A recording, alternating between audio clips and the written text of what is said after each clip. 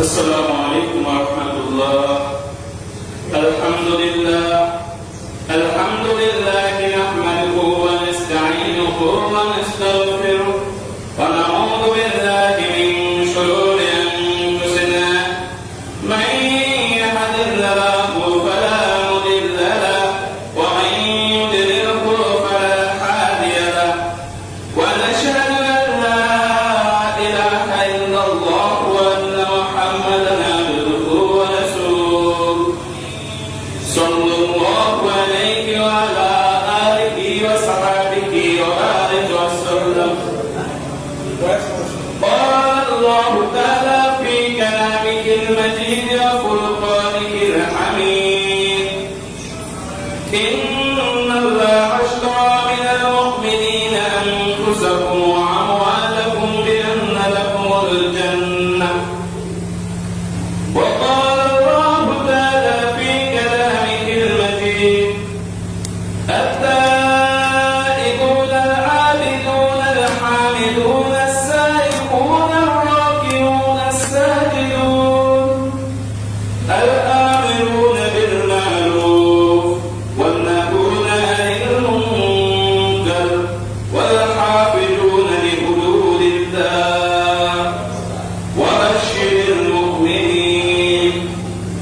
وقال رسول الله صلى الله عليه وعلى آله وسلم: المسلم أخو المسلم.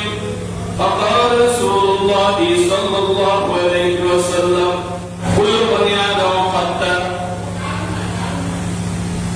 আলহামদুলিল্লাহ, সমস্ত প্রশংসা, সমস্ত গুণকীর্তন মহান প্রতিপালক রব্বুল আলামিনের জন্য, যিনি বিশ্বজাহানের একমাত্র রব, যিনি বিশ্বজাহানের একমাত্র প্রতিপালক, যিনি বিশ্বজাহানের একমাত্র মালিক, যে মহান প্রতিপালক আজকে অসংখ্য লোক থেকে, অসংখ্য মানুষ থেকে বাছাই করে আমাদের মতো কিছু গুনাহগার পাপী বান্দাদেরকে তার মহানীতির হুকুম জুমার নামাজ আদায় করার জন্য জুমার মসজিদে আসার তৌফিক দান করেছে।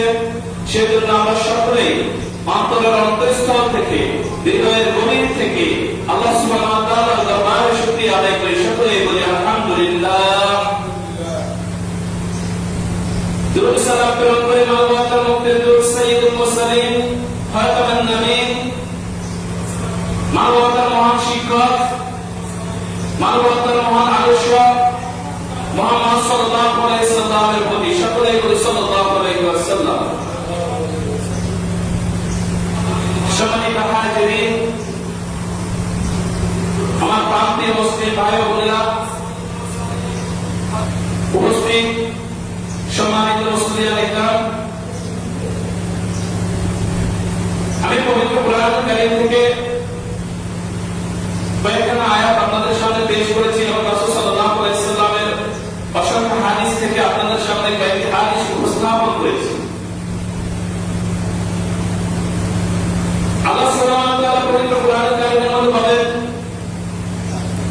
ইন্নাল্লাহা আশতারা মিনাল মুমিনিনা আনফুসাহুম ওয়া আমওয়ালাহুম বিআন্না লাহুমুল জান্নাহ।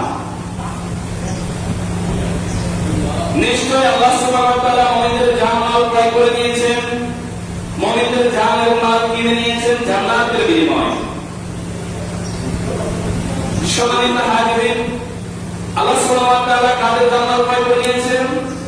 মুমিনদের জান মাল ক্রয় করে নিয়েছেন। কিসের বিনিময়ে? জান্নাতের বিনিময়ে।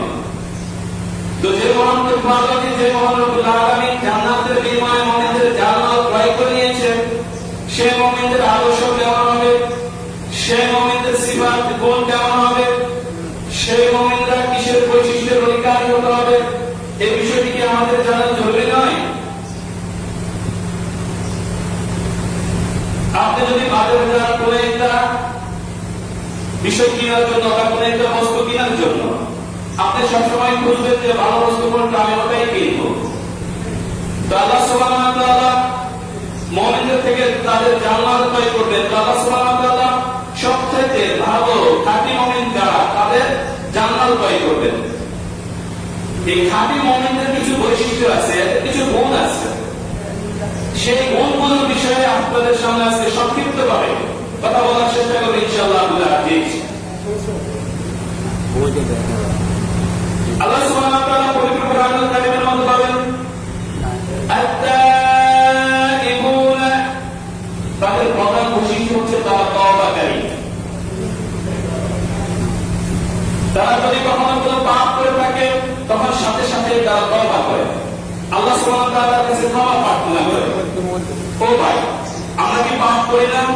আমরা তো প্রতিনিয়তই পাপ করি, প্রতিনিয়তই গুনাহের কাজ করি, জেনে করি না জেনে করি, বুঝে করি না বুঝে করি। পাপ তো সর্বদা আমরা করতেই থাকি। আর সবচেয়ে বড় কথা হচ্ছে কুল্লু বনি আদম খাতা, প্রত্যেক বনি আদমই পাপ করে, প্রত্যেক বনি আদমই পাপী। আর তাদের মধ্যে সর্বোত্তম হচ্ছে সে যে পাপ করে তওবা করে, যে পাপ করে তওবা করে। আপনি ভাবেন যে আমি অনেক পাপ করেছি, আমি অনেক পাপ করেছি, আল্লাহ কি আমাকে ক্ষমা করবে? আপনার পাপ যদি পাহাড় সম পরিমাণ হয় তাহলে আল্লাহর ক্ষমা হচ্ছে আকাশ সম পরিমাণ। আপনার পাপ যদি নদীর মতো হয় আল্লাহর ক্ষমা হচ্ছে সমুদ্রের পানির মতো। আপনার পাপ যদি শুধু পৃথিবীর অনুগ্রহের মতো হয় তাহলে আল্লাহর ক্ষমা হচ্ছে এই মহাবিশ্বব্যাপী। আপনার হতাশা কেন অবলম্বন করবেন? আপনি পাপ করেছেন, আল্লাহ সুবহানাহু ওয়া তাআলার কাছে ক্ষমা প্রার্থনা করেন, এটা মুমিনদের সবচেয়ে বড় গুণ। আমরা শেষ এই তওবা করে আল্লাহ সুবহানাহু ওয়া তাআলার কাছে ক্ষমা চেয়ে কবে কান্না করেছি? আমি যদি এখন প্রশ্ন করি যে আপনি কবে কান্না করেছেন আল্লাহ সুবহানাহু ওয়া তাআলার কাছে ক্ষমা চেয়ে, আপনি কি উত্তর দিবেন? আপনার দুটো চোখের পানি আল্লাহর কাছে অনেক প্রিয়, অনেক প্রিয়। আপনি ভাবেন আল্লাহ কি আমাকে ক্ষমা করবে? আল্লাহ সুবহানাহু ওয়া তাআলার কাছে ছিল একশোটি দয়া, তার একবার আল্লাহ সুবহানাহু ওয়া তাআলা পৃথিবীর সমস্ত সৃষ্টিকে দান করেছে।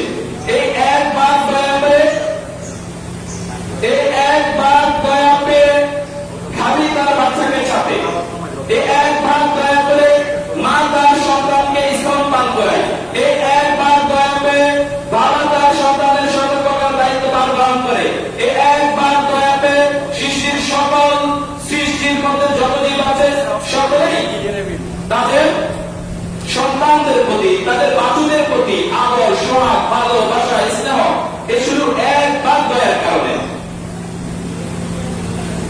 অথচ আল্লাহ সুবহানাহু ওয়া তাআলার কাছে এখন 99টি দয়া হয়ে গেছে। আপনি কিভাবে বলেন যে আল্লাহ সুবহানাহু ওয়া তাআলা আমাকে ক্ষমা করবে কিনা? বনী ইসরাঈলের সেই কিলারের কথা অবশ্যই আপনারা শুনেছেন। বনী ইসরাঈলের মধ্যে একজন ব্যক্তি ছিল যে 99 জন মানুষকে হত্যা করেছে, সিরিয়াস কিলার। যখন তার অনুভূতি আসলো যে আমি মনে হয় অপরাধ করতেছি, আমার ক্ষমা চাওয়া উচিত, আমার তওবা করা উচিত, সে তখন একজন আলেমের দ্বারস্থ হলো। আলেম না, তখন আলেম ব্যক্তি তাকে বলল যে 199 গুণ করেছো, তারপরে আবার ক্ষমা চেয়ে এসেছো, আল্লাহ কি তোমাকে ক্ষমা করবে? মোটেই তোমাকে ক্ষমা করবে না। তখন সে সিরিয়াস কিলার ভাবলো যে আমি সেঞ্চুরি করবো। কি করবো? সে কি করলো? বনী ইসরাঈলের ওই আলেম ব্যক্তিকে হত্যা করলো। তারপরে সে থেমে থাকেনি, তখন সে কি করছে? ক্ষমার উদ্দেশ্যে আলেমদের কাছে, খ্রিস্টান জ্ঞানী ব্যক্তির কাছে, খ্রিস্টান আলেমের কাছে, খ্রিস্টান আলেমের সম্মিলিত হলো। সে আলেমের কাছে গেল, তখন আলেম তাকে বলল তুমি পাপ করেছো, আল্লাহ তোমাকে অবশ্যই ক্ষমা করবে, তবে তুমি তওবা করতে হবে। তবে তুমি কি করতে হবে? তওবা করতে হবে। এর পরবর্তীতে দূরে এক জায়গার মধ্যে ভালো একটি গ্রাম রয়েছে যেখানে ভালো মানুষেরা বসবাস করে, তুমি সেখানে চলে যাবে, সেখানে বসবাস স্থাপন করবে। তখন ওই সিরিয়াস কিলার যে 100 জন মানুষকে হত্যা করলো, সে তার বাড়িতে গেল। বাড়িতে যাওয়ার পর সে তার সকল প্রস্তুতি গ্রহণ করলো, গ্রহণ করে সে ওই ভালো গ্রামের উদ্দেশ্যে রওনা হলো। প্রতিমধ্যে মালাকুল মউত তার সামনে উপস্থিত। তার গন্তব্যস্থ হলো, তার মৃত্যুবরণ করলো, সে মৃত্যুবরণ করলো। এখন আযাবের ফেরেশতা এবং রহমানের ফেরেশতা আসলো। আযাবের ফেরেশতা দাবি করতেছে তাকে কি করবে?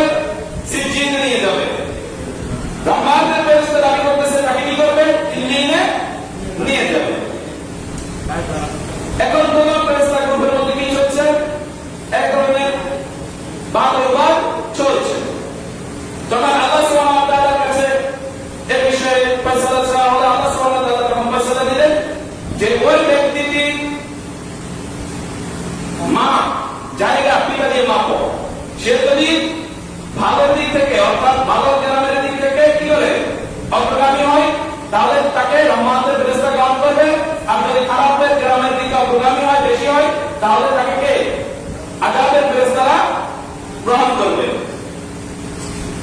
পরে দেখা গেল যে আল্লাহ সুবহানাহু ওয়া তাআলা জমিনকে বললেন, হে ভালো গ্রামের জমিন, তুমি সংকুচিত হয়ে আসো।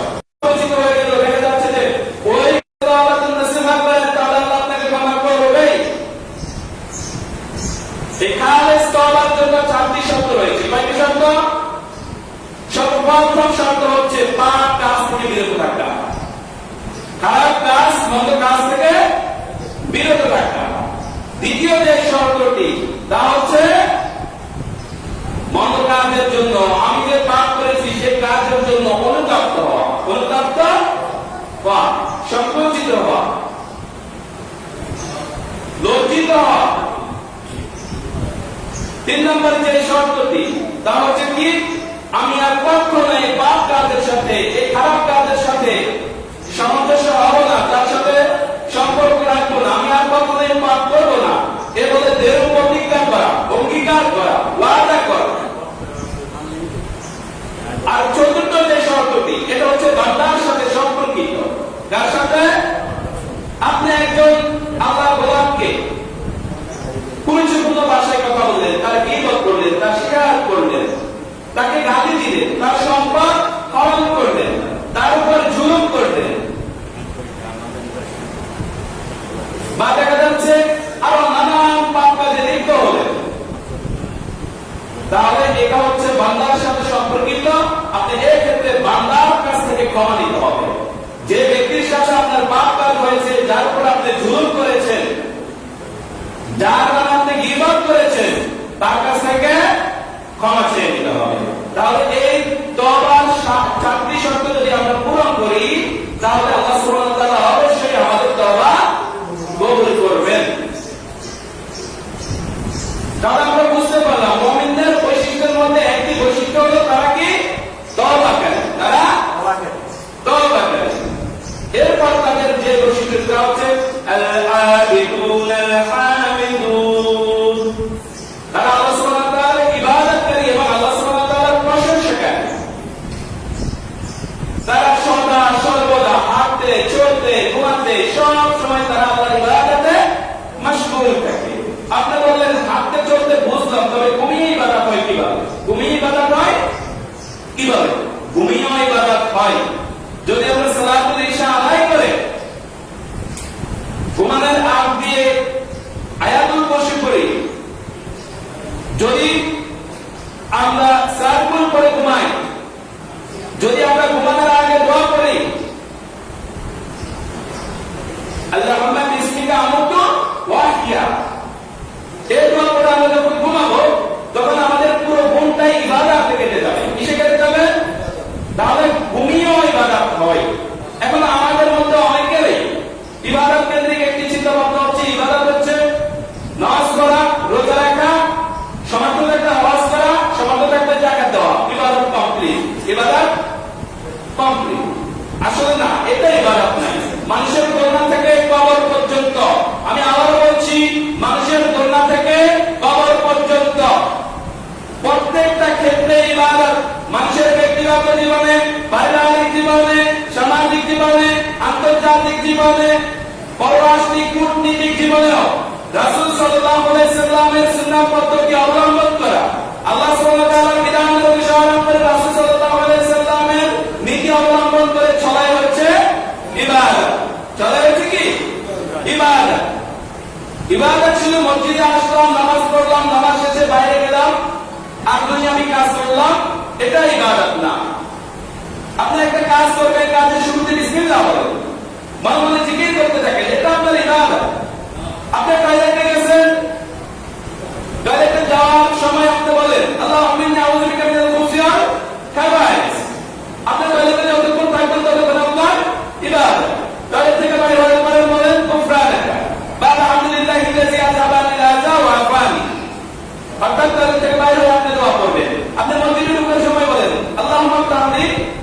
আবওয়াবা বিরহমাতি, মসজিদ থেকে বাইরে হওয়ার পর বলেন আল্লাহুম্মা ইন্নী আসআলুকা মিন ফাদলিক।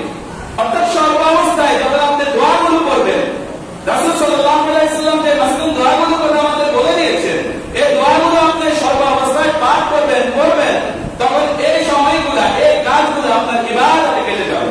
সকলে বলি সুবহানাল্লাহ। এরপর হচ্ছে তারা আল্লাহ সুবহানাহু ওয়া তাআলার প্রশংসাকারী। মুমিনদের বড় একটি গুণ আল্লাহ সুবহানাহু ওয়া তাআলার প্রশংসাকারী। আল্লাহ সুবহানাহু ওয়া তাআলা আমাদেরকে সুস্থ রেখেছেন, আমরা আল্লাহর শুকরিয়া জ্ঞাপন করি। আমাদের মতো অনেক মানুষ হাসপাতালে বেড়ে কাঁপছে, আমাদের মতো অনেক মানুষ যারা আজকে আল্লাহ সুবহানাহু ওয়া তাআলার মানবতা পালন করতে পারতেছে না, আল্লাহ তাদের তৌফিকে রাখতে নাই। আপনাকে একজন ব্যক্তি জিজ্ঞাসা করলো ভাই কেমন আছেন, আপনি কি বলবেন? আমি ভালো নেই, অসুস্থ। না, আপনি বলেন আলহামদুলিল্লাহ আমি ভালো আছি। আপনার চাইতে অসুস্থ ব্যক্তি হাসপাতালে আছে। আল্লাহ আপনাকে এখনো সুস্থ রেখেছে, মানসিকভাবে শারীরিকভাবে হয়তো একটু অসুস্থ, তবে আপনার ভুলে যাবেন না যে আল্লাহ সুবহানাহু ওয়া তাআলা আপনাকে এখনো কি রেখেছে? সুস্থ রেখেছে। আপনি হাঁটতে পারতেছেন, অথচ আপনার পাশের বাড়ির একজন মুরব্বী, সে কি হয়েছে? করে সে হাঁটতে পারে না, সে কি করতে পারে না, তার প্রস্রাব পায়খানা সবকিছুই করে। তাহলে আপনি আল্লাহর শুকরিয়া জ্ঞাপন করবেন না? অবশ্যই আপনি আল্লাহর শুকরিয়া জ্ঞাপন করবেন। দুঃখ দুর্দশা এটা মানুষকে মৃত্যু পর্যন্ত গ্রাস করবে। আল্লাহর পক্ষ থেকে যখন কোন পরীক্ষা আসে তখন আমাদেরকে সবর করতে হবে, ধৈর্য ধারণ করতে হবে। তবে আমরা যদি হতাশ হয়ে যাই, নিরাশ হয়ে পড়ি, তাহলে তখন আল্লাহ সুবহানাহু ওয়া তাআলার হক আমরা আদায় করতে পারবো না। প্রকৃত রূপে আমরা মুমিন হতে পারবো, মুমিন হতে পারবো না। আস-সাইয়ুনা তারা শ্রম পালন করে, রোজা রাখে। এটা ফরজ রোজা তারা পালন করে। ফরজ রোজার পাশাপাশি তারা যেটা করে সেটা হচ্ছে নফল রোজাগুলো, সুন্নাত রোজাগুলো তারা কি করে? রাখে। এটা হচ্ছে মুমিনদের বড় একটি গুণ। মুমিনদের বড় একটি গুণ হচ্ছে আস-সাজিদুন ওয়ার-রাকিউন, তারা সিজদাকারী এবং রুকুদানকারী। তারা সিজদাকারী এবং রুকুদানকারী। অর্থাৎ আপনি সিজদা করেন, রুকু করেন, এর মানে হচ্ছে আপনি সালাত আদায় করেন, নামাজ আদায় করেন। এরপর হচ্ছে আল-আমিরুনা বিল মা'রুফ ওয়ান-নাহুনা আনিল মুনকার। এটা হচ্ছে সবচাইতে মুমিনের বড় গুণ। সৎ কাজে আদেশ করা, অসৎ কাজে নিষেধ করা। আজকে আমাদের সমাজে কেন একটা সমস্যা? কেন আজকে সামাজিক ব্যবস্থাপনা ভেঙে পড়েছে, পারিবারিক ব্যবস্থাপনা ভেঙে পড়েছে, রাষ্ট্রীয় ব্যবস্থাপনা ভেঙে পড়েছে? রাষ্ট্রীয় কেন এত জুলুম, নির্যাতন, অত্যাচার, নিপীড়ন, কেন এত দুর্নীতি? এর প্রধান কাজ হচ্ছে সৎ কাজের আদেশ, অসৎ কাজের নিষেধ নেই বলে। আপনার ছেলে নামাজ পড়ে না, আপনি তাকে কখনো নামাজের আদেশ করেন নাই, তাহলে আপনি কি সৎ কাজের আদেশ করেছেন? আপনার বাবা, আপনার স্ত্রী, আপনার মেয়ে বেপরোয়া অবস্থায় চলাফেরা করে বাজারে যায়, রাস্তাঘাটে হাঁটে বাজারে ঘুরে বেড়ায়, আপনি তাকে কখনো পর্দার হুকুমের কথা বলেন না, পর্দা করে চলার কথা বলেন না। আপনি কি সৎ কাজের আদেশ করেছেন? আপনার পরিবারে শুধু আপনি ফজর নামাজে এসে উপস্থিত হন, পরিবারের কেউ আর নামাজ পড়ে না, আপনি কি সৎ কাজের আদেশ করেছেন? করেন না। আপনার ছেলে তাস খেলে, জুয়া খেলে, মাদক সেবন করে, আপনি কখনো তাকে নিষেধ করবেন না। আপনি কি অশ্লীল কাজে নিষেধ করেছেন? মন্দ কাজে নিষেধ করেছেন? আপনার ছেলে অন্য একটা বাড়ির মেয়ের সাথে জিনালিপ্ত, প্রেম করে, আপনি জানেন, তারপরে আপনি তাকে কি করলেন না? বাধা দিলেন না, তাকে অসৎ কাজ থেকে নিষেধ করলেন না। আপনি কি অসৎ কাজে নিষেধ করলেন? আপনি জানেন আপনার পাশে মেম্বার, আপনার বন্ধু, সে জনগণের চাল মেরে খাচ্ছে, জনগণের ডাল মেরে খাচ্ছে, জনগণের গম, আটা, চিনি সবকিছু মেরে খাচ্ছে। আপনি তাকে কি করলেন না? যে বন্ধু, এটা অবশ্যই বড় বড় একটা পাপ, তুমি এটা করতে পারো না। আপনি কি মন্দ কাজে নিষেধ করেছেন? আপনার পাশে একজন পুলিশ অফিসার, আপনার পুলিশ অফিসার, আপনি সুদ খান না, অথচ ঘুষ খান না। আপনার পাশে একজন সরকারি দায়িত্বরত একটা কর্মকর্তা, সে ঘুষ খাচ্ছে, আপনি কি কখনো তাকে বারণ করেছেন? আপনি ভাবেন যদি আমি এই কাজগুলো করি তাহলে হয়তো আমার জন্য বড় ধরনের বিপদ আসতে পারবে,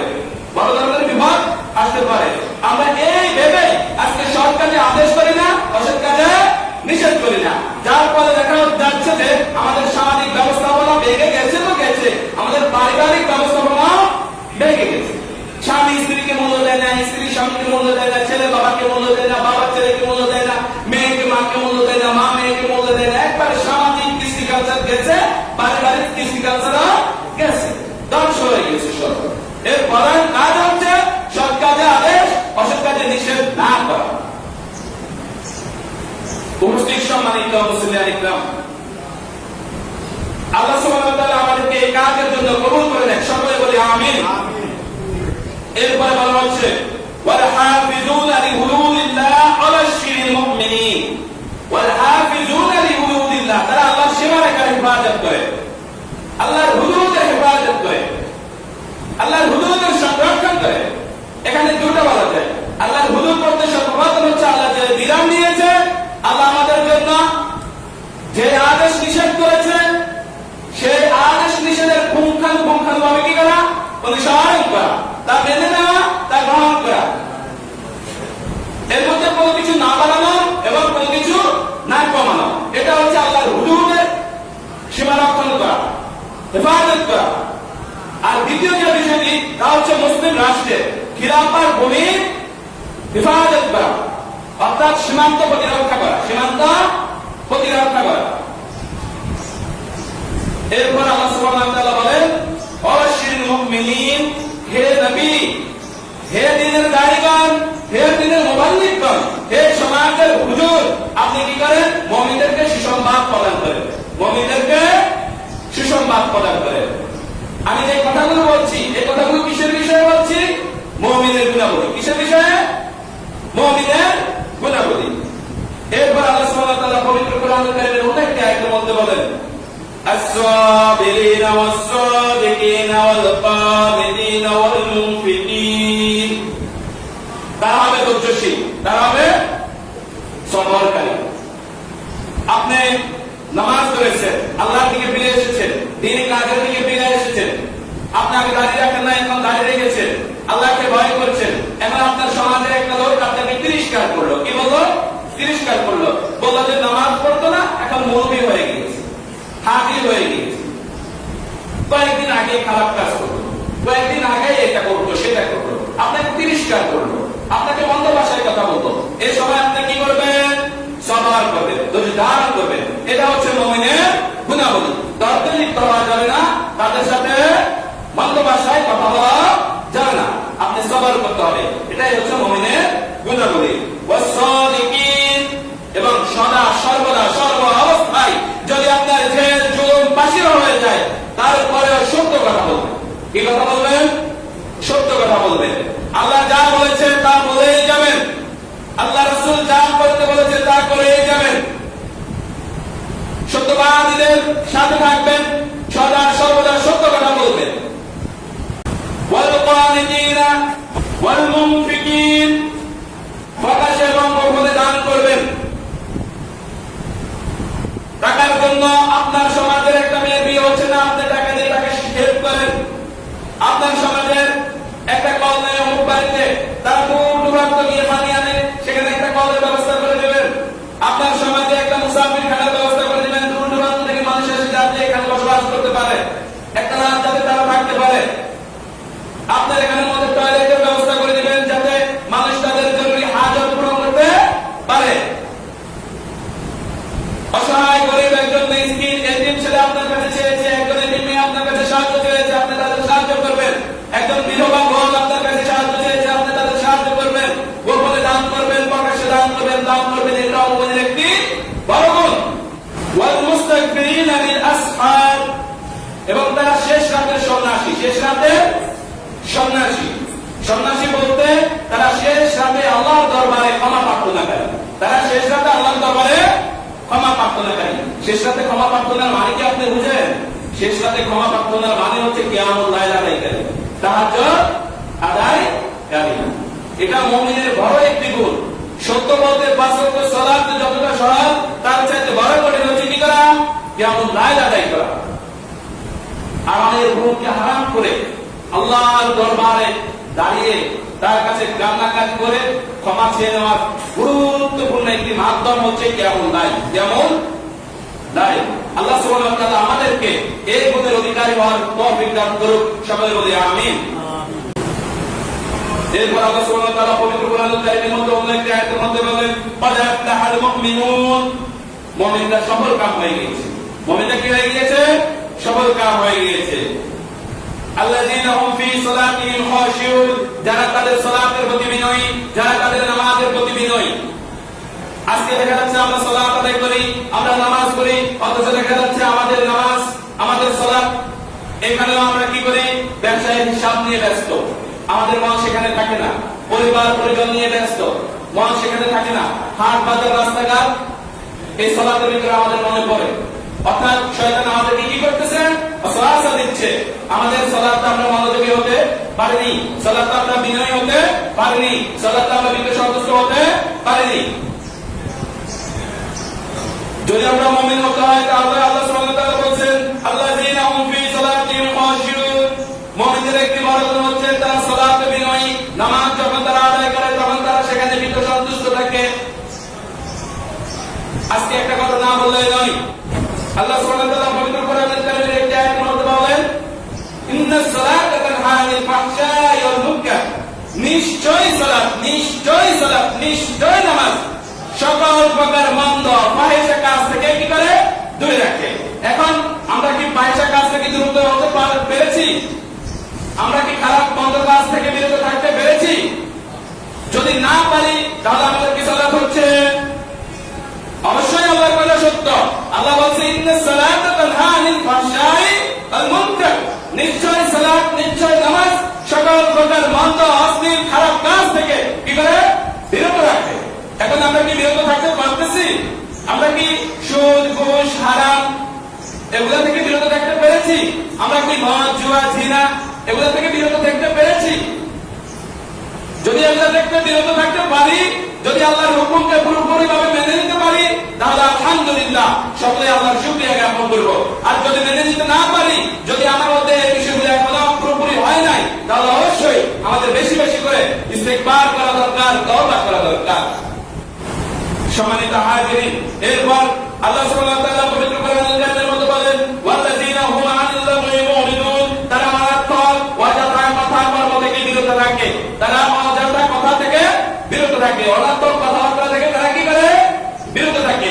এটাও মুমিনদের একটি বড় গুণ, এটাও মুমিনদের একটি বড় গুণ। ওয়াল্লাযীনা হুম লিযাকাতি ফাঈলুন, তারা যাকাত আদায়ে সক্রিয়, তারা যাকাত আদায়ে সক্রিয়, তাদের অর্থ সম্পদ আছে, তারা ক্ষমতাবান আছে, তারা যাকাত দেয় এবং যাকাত আদায় করে রাষ্ট্রীয় কোষাগারে রাখে। অর্থাৎ তারা যাকাত আদায় কি করে? সক্রিয় ভূমিকা পালন করে। ওয়াল্লাযীনা হুম লিফুরুজিহিম হাফিজুন, তারা তাদের লজ্জাস্থানের হেফাজত করে, তারা তাদের লজ্জাস্থানের হেফাজত করে। তাদের যখন যৌন আকাঙ্ক্ষা উঠে, তাদের যদি যৌন চায় তখন তারা এটাকে হালাল পথে ব্যবহার করে, হারাম পথে না। তারা লজ্জাস্থানের হেফাজত করে। লজ্জাস্থানের হেফাজত মানে হচ্ছে আপনার জৈবিক চাহিদা মেটানোর জন্য আল্লাহ সুবহানাহু ওয়া তাআলা যে পথ এবং পদ্ধতি দিয়েছেন, সেই পথ এবং পদ্ধতি অবলম্বন করা, যে বিধান দিয়েছেন সেই বিধান অবলম্বন করা, হালাল পন্থায়, হারাম পন্থায় কোনোভাবে যাতে অশ্লীল কাজ মন্দ কাজে আমরা প্রতিরোধ না হই, সেজন্য আমরা আল্লাহর দরবারে ক্ষমা প্রার্থী এবং আল্লাহর কাছে আমরা তৌফিক কামনা করব। সকলে বলি আমিন। ওয়াল্লাযীনা হুম লিআমানাতিহিম ওয়া আহদিহিম রাউন, তাদের কাছে যখন কোনো আমানত রাখা হয় এবং কাউকে যখন সে ওয়াদা দেয়, অঙ্গীকার দেয়, তখন সে অঙ্গীকার সংরক্ষণ করে, অঙ্গীকারের হেফাজত করে, অঙ্গীকার পূরণ করে। আপনার কাছে কেউ কোনো বিষয়ের আমানত রাখলো, তখন আপনি আমানতের খেয়ানত করবেন না, আমানত পুরোপুরি পূরণ করবেন। এটা হচ্ছে মুমিনের একটি বড় গুণ, এটা মুমিনের একটি বড় গুণ। এবং আপনি কাউকে কোনো ওয়াদা দিয়েছেন, সৎ ওয়াদা, হালাল ওয়াদা, বৈধ ওয়াদা, আবার হারাম ওয়াদা, যে ঠিক আছে আমি তোমাকে সুদের উপরে এত টাকা দিব, কম দিন আসিও, আমি তখন দিব। এটা কি বৈধ ওয়াদা হবে? ঠিক আছে তুমি কনসাল্ট করবা, ভালো কথা, তো আমি তোমাকে এত টাকা দিব, দিন আসিও, ঠিক আছে আমি কনসার্টে উপস্থিত থাকবো। এগুলা কি ভালো ওয়াদা? এগুলা কি ভালো অঙ্গীকার? না। আপনি এটা বলতে পারেন, ঠিক আছে আমি ইনশাআল্লাহ তালিমে মজলিসে উপস্থিত থাকবো, দ্বীনের মজলিসে উপস্থিত থাকবো, আমি যথাসাধ্য চেষ্টা করব ইনশাআল্লাহ আমি ওয়াদা করব। এটা হচ্ছে ওয়াদা, এটা হচ্ছে কি ওয়াদা। ঠিক আছে, আমি তাবলীগ ইজতেমায় উপস্থিত থাকবো, আমাদের মসজিদে বা অমুক জায়গায় তাবলীগ ইজতেমার ব্যবস্থা করা হয়েছে, সেখানে মধ্যে আমি উপস্থিত থাকবো ইনশাআল্লাহ, আমি ওয়াদা করব আমি সেখানে উপস্থিত থাকবো। আপনি এভাবে বলতে পারেন, সৎ কাজের ওয়াদা করবেন, অর্থাৎ বৈধ ওয়াদা করবেন এবং বৈধ ওয়াদা পালন করবেন। এটা হচ্ছে মুমিনের একটি বড় গুণ, এটা মুমিনের একটি বড় গুণ। এরপর আল্লাহ সুবহানাহু ওয়া তাআলা বলেন, ওয়াল্লাযীনা হুম আলা সালাওয়াতিহিম ইউহাফিজুন, তারা তাদের সালাতের হিফাজত করে, ওয়াক্ত মতো সালাতের হিফাজত করে। আজকে দেখা যাচ্ছে আমাদের যখন ওয়াক্ত চলে যায় তখন আমরা সালাত আদায় করি, আমাদের মতো দুর্ভাগ্য, আমাদের মতো হতভাগ্য আর কেউ নেই।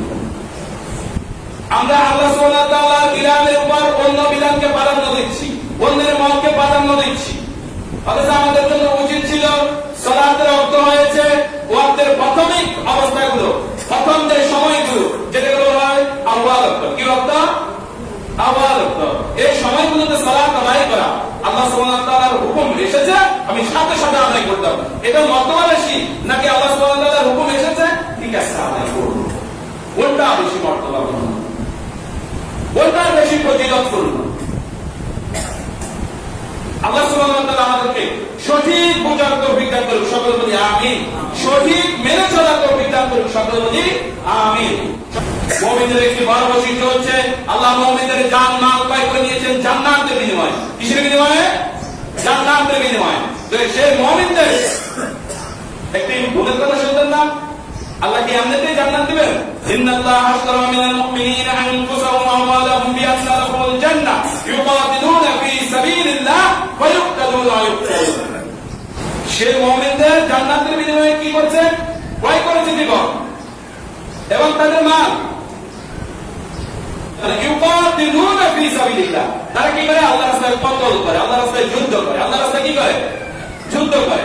যখন যুদ্ধের ডাক আসবে, যখন জিহাদের ডাক আসবে, যখন মুসলিম উম্মার বৃহত্তর স্বার্থে, কোরআনের মর্যাদার স্বার্থে, যখন ইসলামের স্বার্থে, আল্লাহর দ্বীন হেফাজতের স্বার্থে, যখন মুহাম্মদ সাল্লাল্লাহু আলাইহি সাল্লামের মান সম্মান ইজ্জত হেফাজতের স্বার্থে যখন জিহাদের ডাক আসবে, যুদ্ধের ডাক আসবে, তখন কি করবে? তারা আল্লাহর রাস্তায় জিহাদ করবে। ওয়াইতালুন, তারা মারবে, ওয়াইতালুন, তারা নিজেরাও মরবে, ওয়াইতালুন, তারা নিজেরাও মরবে। অথচ দেখা যাচ্ছে এই আয়াতগুলোর কথা বলতে আজকে আমাদের অন্তরাত্মা কেঁপে উঠবে। আমরা বলি না, ভয় বলি না। এটা কি কোরআনের আয়াত নয়? এটা কি আল্লাহ সুবহানাহু ওয়া তাআলার বিধান নয়? আল্লাহ সুবহানাহু ওয়া তাআলার গুরুত্বপূর্ণ একটি বিধান হচ্ছে আল্লাহর জন্য যুদ্ধ করা, আল্লাহর দ্বীনের জন্য যুদ্ধ করা, কালেমার পতাকাকে বুলন্দিত করার জন্য যুদ্ধ করা। তবে এটা তখন করব যখন আমাদের উপর এসে পড়ে এই পরিবেশ, এই পরিস্থিতি এসে পড়ে, তখন আমরা কি করব? ফাইতালুনা ওয়াইতালুনা, কয়জন আল্লাহ দ্বীনের জন্য মারবো এবং নিজে মরবো। বিনিময়ে আমার জন্য কি ওয়াদা করছে আল্লাহ? কিসের ওয়াদা করছে?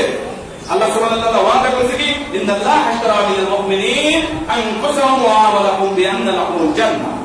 আল্লাহ সুবহানাহু ওয়া তাআলা আমাদের জান মাল ক্রয় করে নিয়েছেন জান্নাতের বিনিময়ে। এটাই সেই ওয়াদা, এটাই সেই ওয়াদা। আল্লাহ সুবহানাহু ওয়া তাআলা আমাদেরকে মুমিনের যে গুণাবলীগুলোর কথা আমি বলেছি, আল্লাহ সুবহানাহু ওয়া তাআলা তার কিতাবে উপস্থাপন করেছে, এই গুণাবলীগুলোর অধিকারী হওয়ার তৌফিক দান করুন, সকলে বলি আমিন। আল্লাহ সুবহানাহু ওয়া তাআলা এই গুণগুলো আমাদের মধ্যে ফিট করে দেয়, আমাদেরকে পরিপূর্ণভাবে মুমিন হিসাবে চলার তৌফিক দান করুন এবং মুমিন হিসাবে আল্লাহ সুবহানাহু ওয়া তাআলা আমাদেরকে গ্রহণ করুন, সকলে বলি আমিন। সম্মানিত হাজিরিন, শেষ পর্যন্ত বিজয় এটা মুমিনদের জন্য। কাদের জন্য? পূর্বে অনেক জাতি ধ্বংস হয়ে গিয়েছে না? বিজয়টা কাদের ছিল বলেন তো আমাকে? মুমিনদের তো ছিল। আল্লাহ কি আজ জাতিকে ধ্বংস করেননি? আল্লাহ সামুদ জাতিকে ধ্বংস করেননি? আল্লাহ কি মাদিয়ানবাসীকে ধ্বংস করে দেননি? আল্লাহ কি মায়ের সাম্রাজ্যের রাজা ফেরাউনকে ধ্বংস করে দেননি? আল্লাহ কি নিমরুদকে ধ্বংস করে দেননি? নমরুদ, যার একটি নাম হচ্ছে নিমরুদ, সাধারণত ইংরেজি বলা হয় ল্যাটিন ভাষা। আল্লাহ সুবহানাহু ওয়া তাআলা পূর্বে অনেক জাতিকে ধ্বংস করে দিয়েছে। বিজয়টা কাদের হয়েছে? বিজয়টা মুমিনদের হয়েছে, বিশ্বাসীদের হয়েছে। তারা কিন্তু আমাদের চাইতে সবচাইতে বেশি জ্বালা যন্ত্রণা তারাও সহ্য করেছে। তাদের উপর অত্যাচারের মাত্রা কম হয়নি, নির্যাতনের মাত্রা তাদের উপর কম হয়নি। তাদের ঘর বাড়ি ছাড়তে হয়েছে তো হয়েছে, তাদের জীবনও বিলিয়ে দিতে হয়েছে। তাদের মাথার উপর করা থেকে তাদের দ্বিখণ্ডিত করা হয়েছে। নির্যাতন অত্যাচার আমাদের উপর আসতেছে বা ইমান আনার কারণে শুধু আমাদের উপর অত্যাচার আসতেছে, বিষয়টা এমন না। পূর্বে যত জাতি ছিল, যত উম্মাহ ছিল, সকল উম্মাহকে, সকল জাতিকে এই নির্যাতন অত্যাচারের সম্মুখীন হতে হয়েছে, সকল মুমিনদেরকে এই নির্যাতন অত্যাচারের সম্মুখীন হতে হয়েছে। তবে আল্লাহ সুবহানাহু ওয়া তাআলা পরবর্তী শেষ বিজয়টা কাদের দিবেন? মুমিনদেরকেই দিবেন। তাই হতাশ হবেন না, হতাশ হবেন না। আল্লাহ সুবহানাহু ওয়া তাআলার ইবাদত করতে থাকবেন, আল্লাহর হুকুমগুলো পুরোপুরিভাবে মেনে চলার চেষ্টা করবেন। ইনশাআল্লাহ আল্লাহ সুবহানাহু ওয়া তাআলা আপনাদের বিজয়ী করবেন। এরপরে মুমিনদের পরীক্ষা দিয়ে উত্তীর্ণ হতে হয়। সর্বশেষ যে কথাটি তা হচ্ছে মুমিনদের কোনো পেরেশানি নেই, মুমিনদের কিছু হারাবার ভয় নেই। আপনি একজন মুমিন, আপনার কাছে সবচেয়ে বড় সম্পদ কি আপনি জানেন? বলেন, আপনার কাছে সবচেয়ে বড় সম্পদ কি? একজন মুমিনের কাছে, একজন বিশ্বাসীর কাছে সবচেয়ে বড় সম্পদ হচ্ছে তার ঈমান। তার ঈমান, ঈমান হচ্ছে তার সবচেয়ে বড় সম্পদ, তার মৌলিক সম্পদ। তাহলে মুমিনের ঈমান ছাড়া আর কোনো কিছু হারানোর ভয় আছে? ঈমান ছাড়া আর কোনো কিছু হারাবার পেরেশানি আছে? নাই। আলহামদুলিল্লাহ, আমরা আগে যেমন এখনো তেমন। তবে আমাদের ঈমানটা হচ্ছে আমাদের মৌলিক সম্পদ, মৌলিক সম্পদ। আল্লাহ সুবহানাহু ওয়া তাআলা আমাদের ঈমানের, আমাদের আকীদার হেফাজত করুন, সকলে বলি আমিন। আল্লাহ সুবহানাহু ওয়া তাআলা আমাদেরকে ঈমানের হালাতে, ঈমানি অবস্থায় মৃত্যুবরণ করার তৌফিক দান করুন, সকলে বলি আমিন। ওয়া আখির দাওয়ানা আলহামদুলিল্লাহ।